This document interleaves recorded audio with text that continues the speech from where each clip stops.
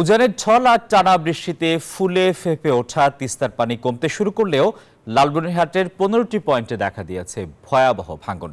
নদীগর্ভে বিলীন হয়ে গেছে ঘরবাড়ি, ফসলি জমি সহ নানা স্থাপনা। ভাঙন আতঙ্কে দিশেহারা হয়ে পড়ছেন তিস্তাপাড়ের হাজারো মানুষ।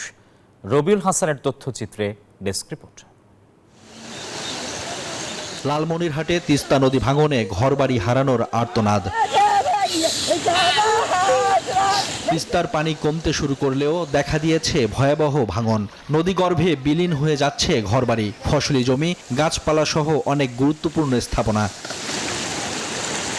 ঝুঁকিতে রয়েছে শত শত ঘরবাড়ি, ফসলি জমি, ধর্মীয় প্রতিষ্ঠান সহ নানা স্থাপনা। দিশেহারা হয়ে অন্যত্র সরে যাচ্ছেন অনেকে। অন্তত 150 বাড়ি ছিল, প্রায় 50টা বাড়ি নদীগর্ভে চলে গেল।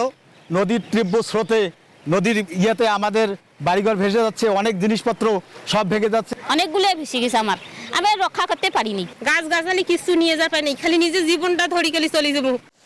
ভাঙন থেকে বাঁচতে তিস্তা মহাপরিকল্পনা বাস্তবায়নের দাবি তিস্তাপাড়ের মানুষের। বাড়ি করবে 3 মাসে নাই, তাতে এই অবস্থা হয়ে গেল বাবা। সবার ঘরে একটা পকেট করে দিয়ে গেল আল্লাহ। হাঁস মুরগি বন্যাতে ভাসি গেছে। পানি উন্নয়ন বোর্ড বলছে জিও ব্যাগ ফেলে ভাঙন রোধের চেষ্টা করা হচ্ছে। যেসব অধিক ঝুঁকিপূর্ণ আছে, আপনাদের মহিষকোষা, চন্ডিমারি, গরিবুল্লাপাড়া, খনিয়াগাছ, তাজপুর এগুলো আমাদের অবশ্যই উদ্যতন দপ্তরে প্রেরণ করা আছে। যেখানে যতটুকু প্রয়োজন আমরা জরুরি আপৎকালীন কাজের অংশ হিসেবে এনজিওর কিস্তি প্রথমবার বিকাশ পেমেন্ট করলেই 20 টাকা ইনস্ট্যান্ট ক্যাশব্যাক। জিও ব্যাগ বালিভর্তি করে ভাঙন প্রশমন করব।